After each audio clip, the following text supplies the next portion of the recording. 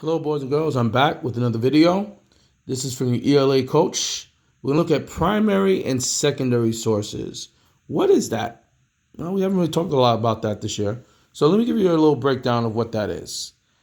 A primary source is an artifact, a document, a painting, a diary, autobiography, a recording, or any source of information that was created at the time under study. It's an original source, first-hand information.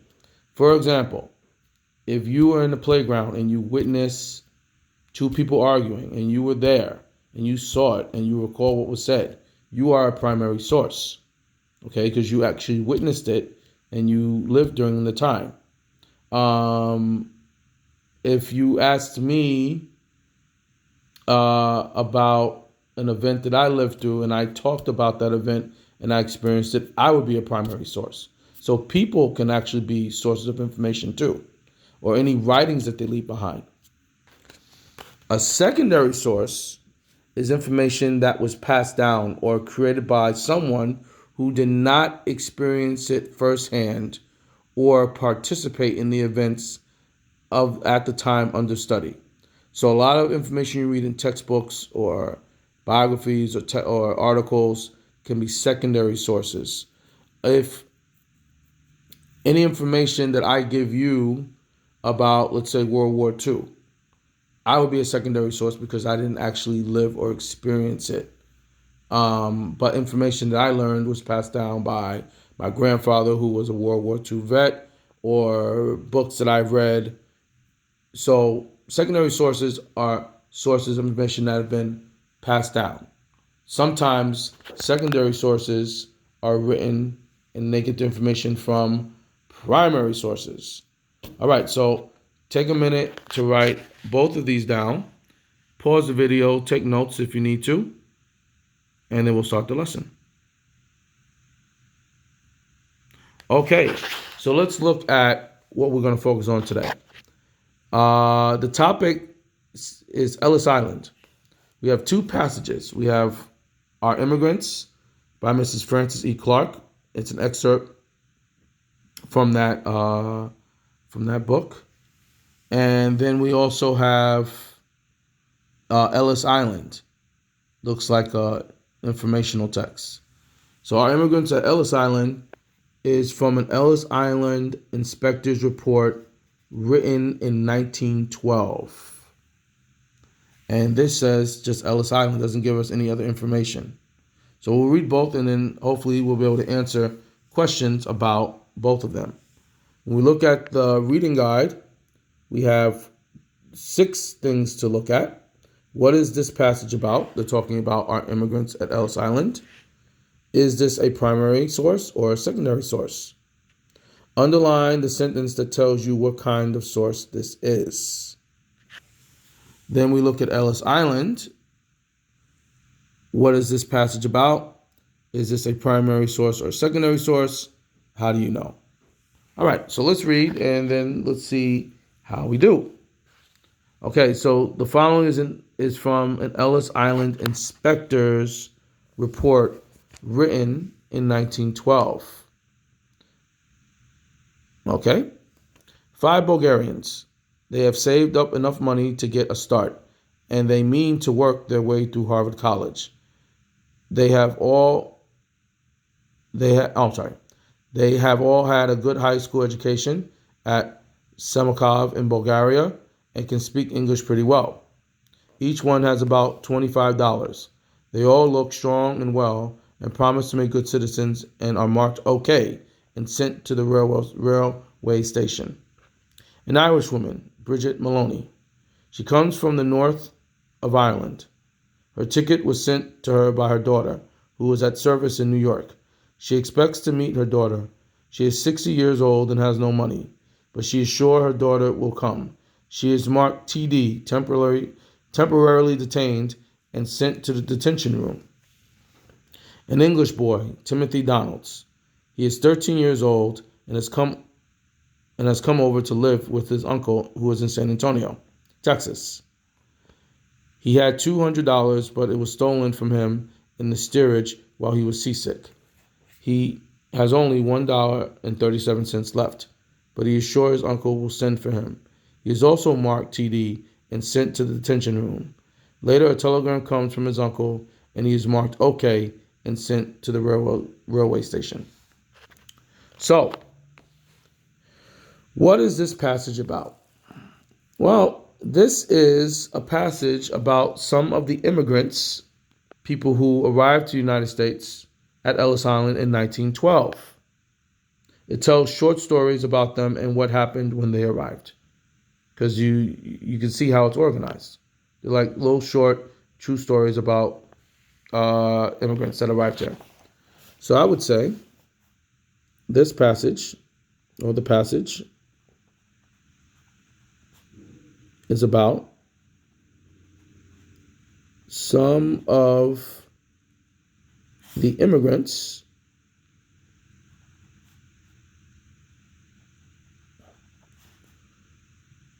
who arrived at Ellis Island in 1912.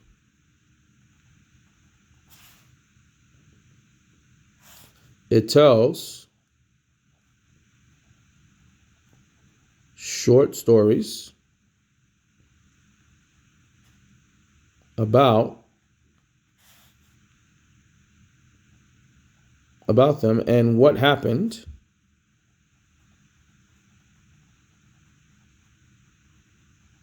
when they arrived.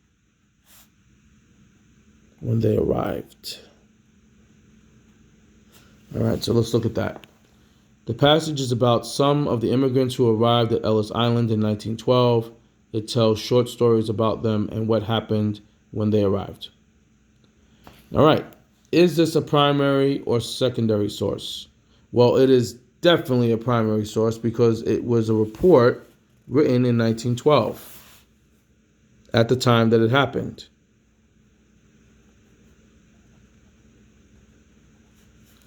And then underline the sentence that tells you what kind of source this is.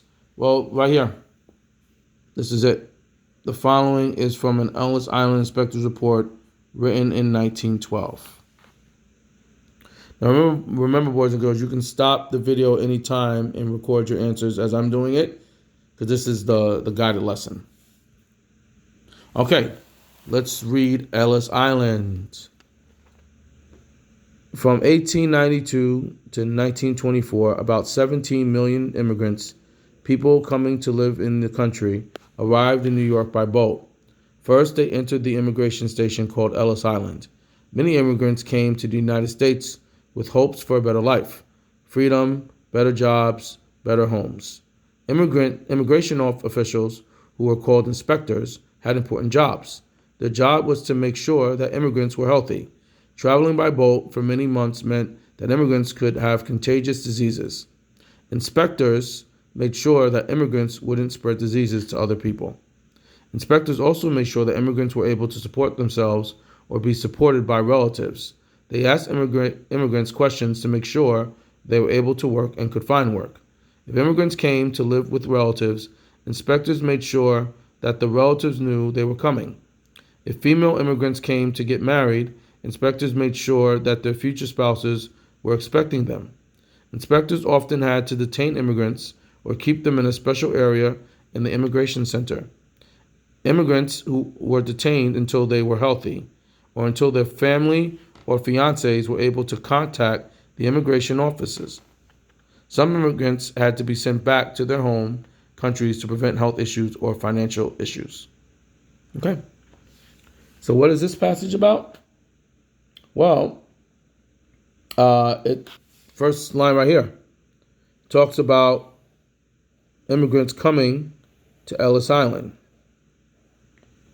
and arriving in New York.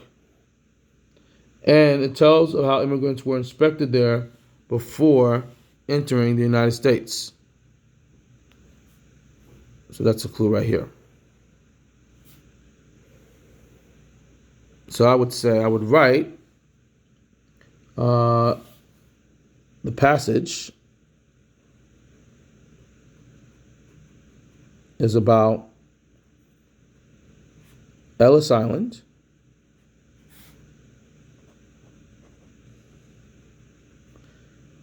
from 1892 to 1924. It tells about how immigrants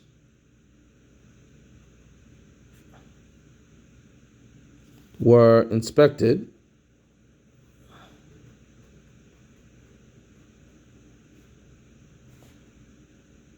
there before entering the United States. I'm going to put U.S. That seems about right. Is this a primary or secondary source? Well, based on reading it, it's not told from anybody's point of view. It's written in third person. It's general information, and it's a secondary source. This is something that you might find in an article or textbook.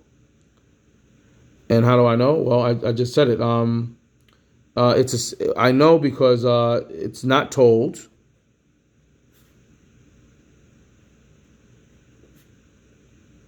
from anyone's point of view.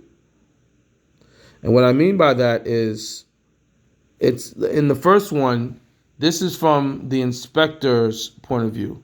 These are all the inspector's written work, his notes, or her notes. Here, this is just a general informational text about Ellis Island during this time. So it's not told from anyone's point of view. Also, no one is sharing their personal experience.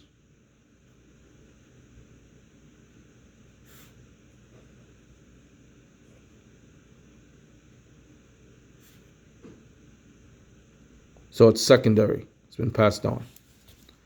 So, this is Thursday, March 12th work, 1:12 to 1:15. You're going to read an interview with a witness to the Mount St. Helens eruption. And you're also going to read the Mount St. Helens eruption. So they're about the same topic, but probably from two different sources. And then you'll answer the questions on page 114 and 115. Okay, good luck.